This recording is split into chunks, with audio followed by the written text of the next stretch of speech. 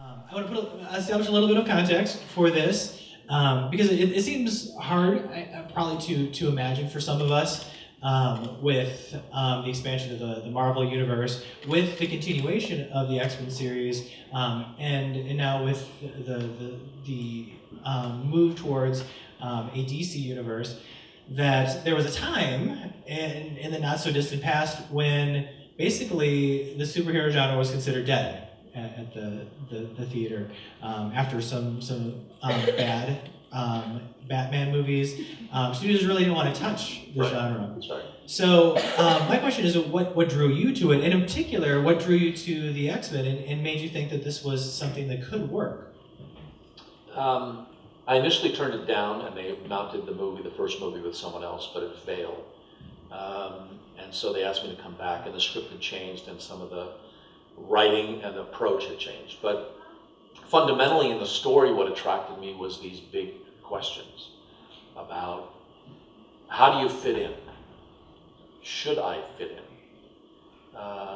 Is there a place for me? And I sort of resonate with those questions as being useful and relevant, whether you're a 14-year-old fanboy or you're 84 years old. Is there no place left for me? Is the expiration date here? And so I found those questions to be interesting. And one of the things that Brian did in reshaping the script was to root it in everyday reality. I've tried to go back and watch Tim Burton's Batman, and it's so silly.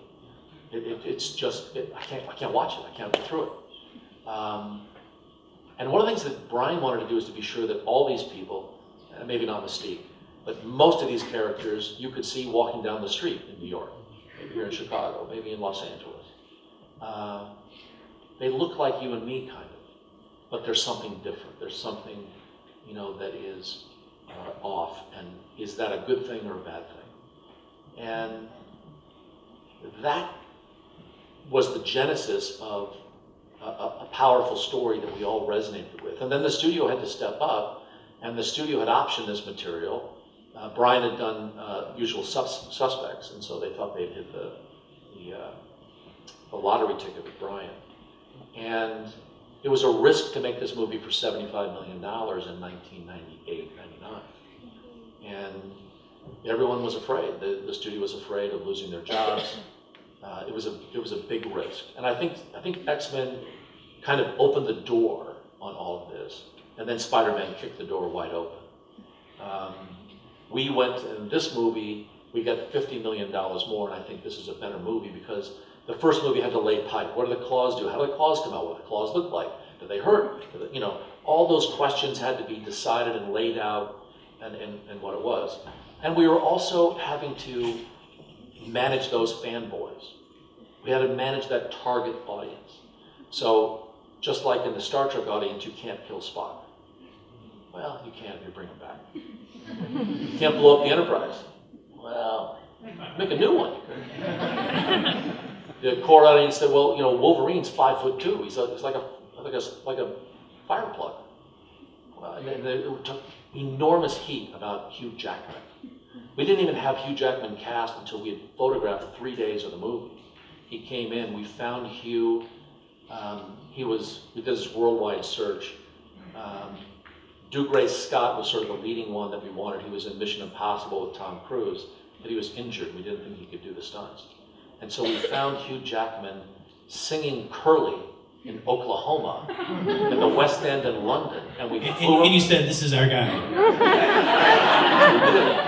We brought him in, we did a test with Anna Paquin, and I remember distinctly standing there on the stairs behind the camera with Brian. And I said, we don't even need to develop the film. Don't let him leave. That's the guy. And so now no one questions that Hugh Jackman is too tall to be Wolverine. But you have to pay attention to that bullseye in the market and then figure out how I can deliver something better. Recognize, I hear what you're saying. I get that he's supposed to be short, but I got this other guy that's a little taller. He's pretty good. So that's sort of the art of doing that. And the movie connected. It connected in a big way that I remember the head of the studio calling me on Saturday morning with the Friday night numbers. And he was like a schoolgirl. He was just chatty and giggling and just like, hello? They had no idea. They had no idea that it would perform as well as it did. So that launched the franchise and let us make, more of these movies. And the interesting thing now is that Hugh Jackman is Wolverine. In the fans' mind, he's kind of separate. I used to say, he'll make one more Wolverine movie, and the fans are saying, no. Well, he's one of the few that's actually been that character all the way through. So I think he does want to die so that no one else can play Wolverine. So that he will be the only character, unlike Batman or James Bond or any of those things. But, we had to adjust some of those expectations. There's even, the fans said, how can you make this movie if they're not wearing yellow spandex suits and they all look like Arnold Schwarzenegger? Well, because that's goofy. And that was a joke in the first movie, too. And we made it a joke because they said they got to wear these uniforms, and Hugh Jackman's putting up, what is this? And he goes, what do you expect, yellow spandex? I mean, that was directly to the fans who were complaining. Directly. That was exactly for that. And it's so yeah. I want to ask you about another superhero franchise that you're involved with, and that's the Fantastic Four. And I want to ask you in particular about this franchise because it's recently been rebooted and it did horribly. Now, when you were thinking about I didn't do that one. Exactly. I've been a horrible ones. I didn't do that one. When it came to the Fantastic Four, you had a particular audience in mind, and it's different than the audience that they were shooting for with this recent version. What we've seen consistently since the rebirth of the superhero movie after the X-Men is a consistently darker vision for the superhero. But that was not what you wanted for the Fantastic Four. So from my read of the comics and my understanding of the fan base, etc., to me, I always looked at X-Men as being a nighttime movie and as Fantastic Four being a daytime movie. The X-Men costumes look a lot better at night. They look goofy during the day. Our characters, Reed Richards and the others, they're okay in the public. They're okay talking to the press. They're okay being out front and people knowing who they are. And it's also meant for a younger audience. It's meant to have fun. I don't really think there's a guy made of rock walking down the street, do we? Stretching is kind of a silly superpower. And stretching is kind of silly. So let's have fun with it and let's aim for a younger audience and not worry about being so sophisticated that we reach the intelligentsia of New York. Who cares? So we fought with the studio all along, and the movie still performed very, very well. I think they wanted, the even bigger box office, and then they just didn't want to make any more like that, and so they wanted to go darker, and I hope that works out for them. So do you have anything to say about the darker tone of superhero movies, especially when the assumption seemed to be that if we make them darker, then people will like them more? But your Fantastic Four films performed well, and the recent one that was darker did not. I think that in movies in general, it's a lot easier to write the bad guy. The bad guy is pretty interesting. He or she are complex. They've got different layers and levels, and it's easy for them to be cynical and pissy. It's harder to write a character who is a little more clean cut. It's harder to write Superman. It's harder to write Fantastic Four. It's harder to write a character that, is a little more clean cut. And so I think that's true all the way through movies.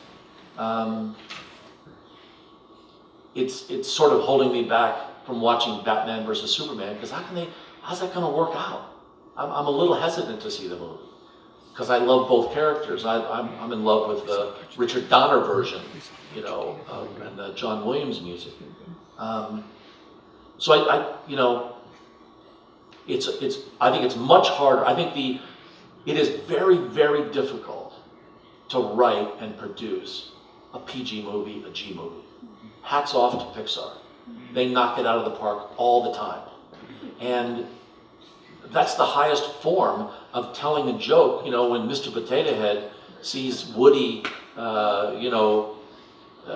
or sees the toaster with the slinky dog that's saying, "Oh, Woody, you're the greatest," and Mr. Potato Head takes his nose off and touches his butt. And little kids think that's funny because he takes his nose off. And we think it's funny because he touches his butt. That's brilliant, and it just lays right there, and both audiences are laughing. That's really hard to do at a consistent level all the way through the movie. So I think the default is it's easier to make the bad guy. How many movies do you see where the bad guy is the better character, the better written character? So it's hard to do in Fantastic Four. It's hard to make that work, but that doesn't mean it isn't worthy of the task.